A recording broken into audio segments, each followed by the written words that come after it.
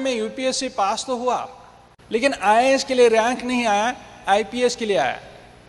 और physical fitness ground work की पूर्व तैयारी नहीं की थी, तो आईपीएस कैडर पास होकर भी मैं आईपीएस कैडर ज्वाइन नहीं कर सका ड्यू टू फिजिकल फिटनेस।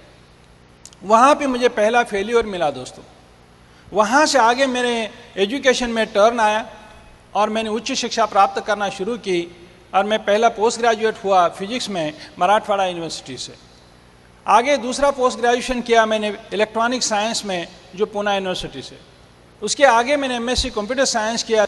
उसके आगे मैंने एमफिल किया इलेक्ट्रॉनिक्स में पूना यूनिवर्सिटी से। उसके आगे मैंने पीएचडी तक की पढ़ाई किया फाइबर ऑप्टिक्स और लेज़र टेक्नोलॉजी में। मैंने स्पॉन्सर ने कॉल कांटेक्ट किया और उन्होंने मेरे वाइफ को और हमें प्लान दिखाया, लेकिन मैं इतना बिजी था क्योंकि मैं हेड ऑफ द डिपार्टमेंट और असिस्टेंट प्रोफेसर का काम कर रहा था यूनिवर्सिटी में, और मैं यूनिवर्सिटी के सभी पोस्ट का एक्सपीरियंस ले रहा था ताकि मुझे महाराष्ट्र के अंदर किसी ना किसी यूनिवर्सिटी का वाइस चांसलर जरूर बनना है, क्योंकि मैं मेरे एसोसिएशन में मेरे इमीडिएट बॉस वाइस चांसलर उनके एसोसिएशन में था, तो मुझे मेरे लिए कुछ ऐसा दिखता नहीं था। तो इन्होंने बिजनेस स्टार्ट किया, 3 महीना प्रोडक्ट यूज़ किए और एफईडी फंक्शन आया दोस्तों।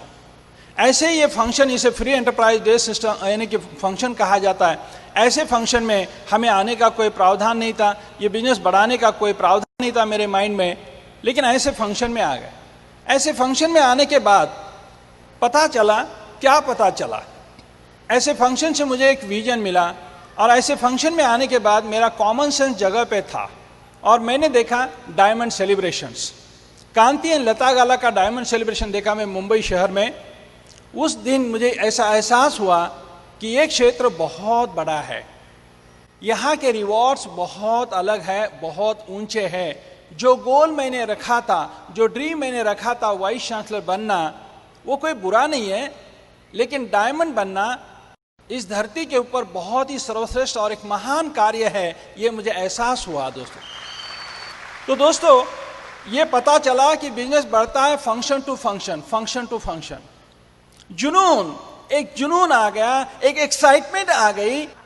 मैंने कामयाबी की खोज की, फेल्यूर की खोज नहीं की। जो लोग छोड़ के गए उसका तलाश नहीं किया मैंने। जो लोग कामयाबी की सीढ़ी के ऊपर हैं तो उन्होंने क्या काम किया वो देखा मैंने। तो मैंने इस बिजनेस की स्टडी किया। मैं इतना पढ़ा लिखा प्रोफेसर, क्या मैं स्टडी नहीं करता? इस मॉडल का बहुत स्टडी किया है। आप इसके ऊपर पीएचडी मत करो,